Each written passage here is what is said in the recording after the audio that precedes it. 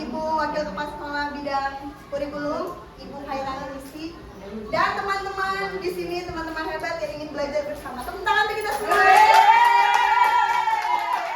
Sebelum kita mulai, kita tepuk pramuka dulu biar semangat. Karena ada kakak pramuka di sini.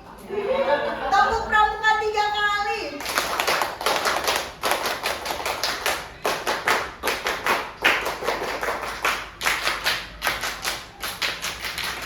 Pramuka, pramuka, pelajar muda karana, wajahnya, lambangnya, lambang ganas kelapa, jaya, jaya, hey.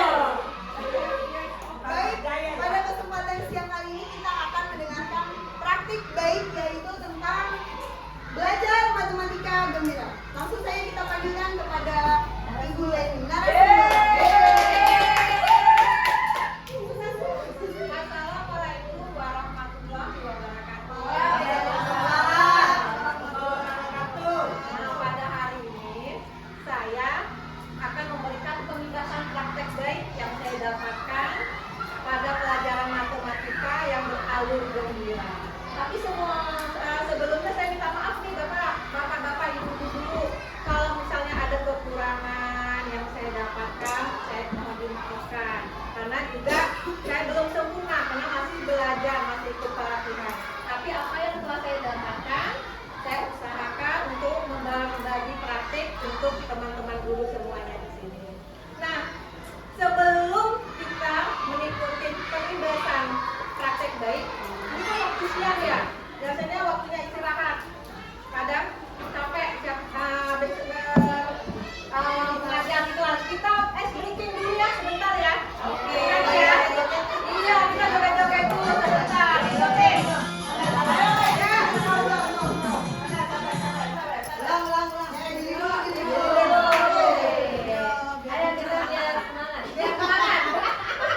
Kita lihatnya ke sini aja.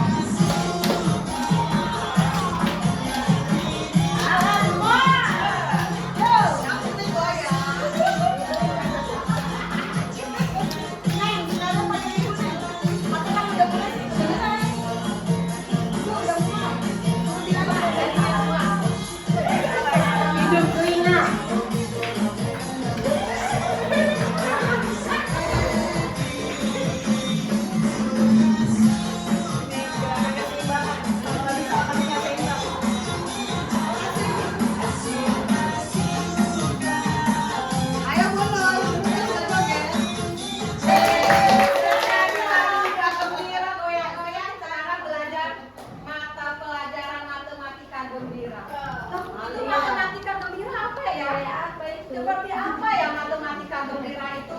Sebuah makanan.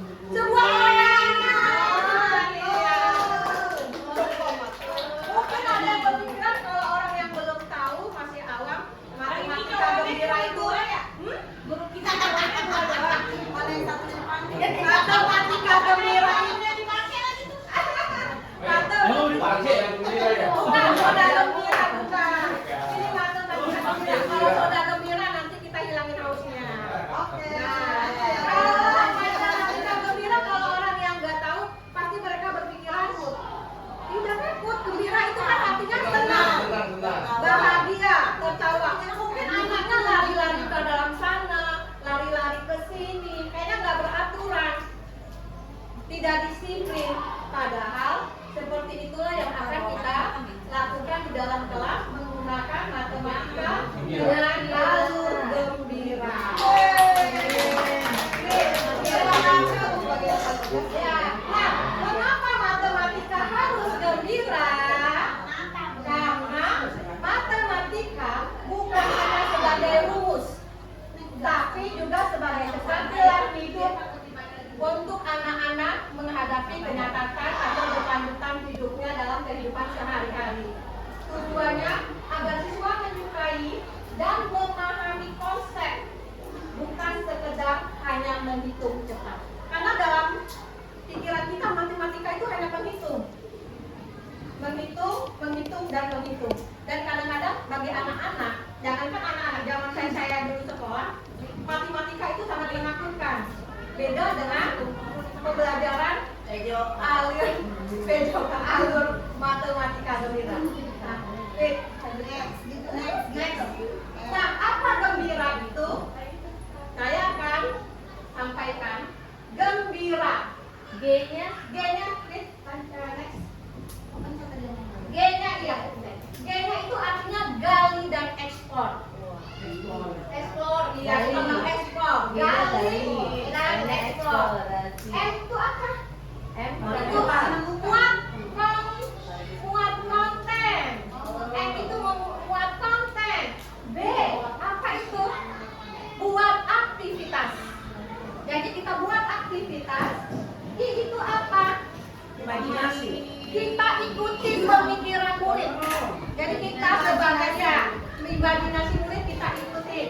Jadi apapun yang dia lakukan kita ikutin. Nanti baru kita arahkan.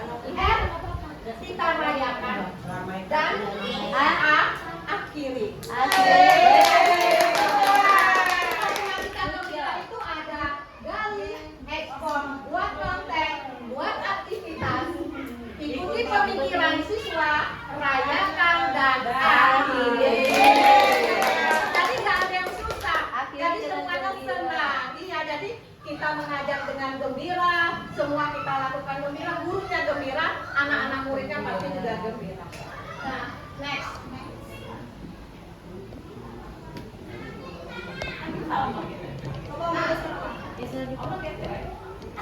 Maksudnya dia justru nyuruh biar ini, Oma. Biar nggak geser-geser. Nah, fokus. Ini kalau sini ini sih. Harus koneksi. Iya. Oma di belakang. Nah, boleh gali lagi. Udah langsung. Nah, sekarang kita masuk pertama ya. Yang pertama yaitu alur gembira gali. Apa itu gali? Gali itu adalah di mana guru sawat asal masuk pertama kali masuk ke kelas mengenalkan, setelah mengenalkan tujuan, memberikan benda-benda konkret. Seperti contohnya saya akan mengajar bank datar. Jadi saya gali dan eksplor, saya pancing anak-anak dengan membawa dua benda. Dua benda ini, satu panjang dan satu bulat lereng. Dan dua benda ini sangat menarik bagi mereka, karena setiap hari mereka melakukan benda-benda yang selalu mereka buat pakai, buat mainan. Ada stick, ada kelereng. Saya suruh mereka berpikir. Nah, coba ya, misalnya Mr. Perry, ini apa? Otak. Ayo, stick es krim. Bagaimana bentuk es krim? Panjang. Panjang ya. Panjang. Ada garisnya. Berbentuk tuh ada garisnya di sini. Nah, kalau benda yang satu lagi, bulat. Ada garisnya enggak? Ada garisnya, tapi garisnya melengkung, tidak garis lurus. Jadi mulai ini punya dua nih, dua bentuk.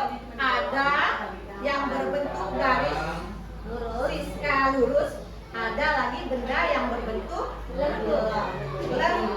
Nah, itu gali, ya. Nah, setelah itu kan anak-anak merasa mereka ingin tahu apa aja lagi mereka melihat di sekeliling mereka. Jadi itu sudah termasuk bentuk dalam gali dan ekspor.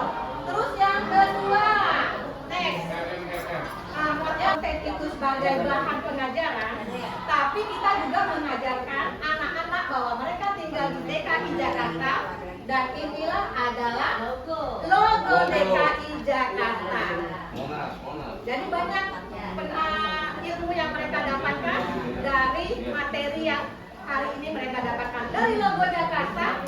Mereka bisa sebutkan benda-benda yang berbentuk mempunyai sisi dan lingkaran.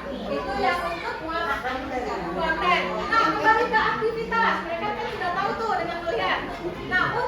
aktivitas saya gunakan permainan 16 batu. Karena saya ambil permainan 16 batu adalah permainan anak-anak dan ada di tempat sekolah kita. Mereka sering melakukan pelajarannya juga PLBD kami juga sudah melakukan. Jadi bagi saya itu sudah familiar. Dan saya juga mengajarkan anak-anak dengan menggunakan pelajaran arena 16 batu. Kita sudah tahu bahwa dalam kehidupan sehari-hari, kehidupan kita belajar dengan konsep matematika sebagai terakhir dalam kehidupan bermatematika.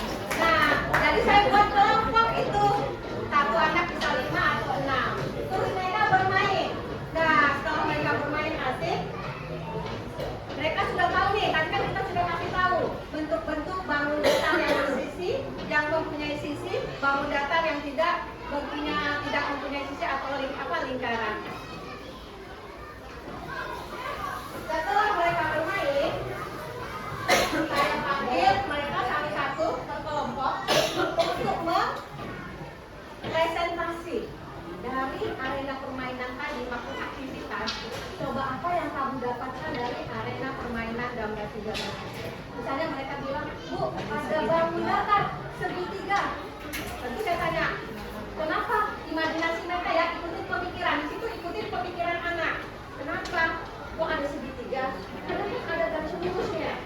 Nah, itu udah bisa menjawab tuh, ikutin ya pemikiran anak. Terus ada lingkaran, ada persegi, dan bentuk papan arenanya berbentuk persegi gajah. Jadi mereka sudah mendapat 4 bangun datar dari cara mengikuti pikiran mereka. Itu ya, ini sebagai contohnya.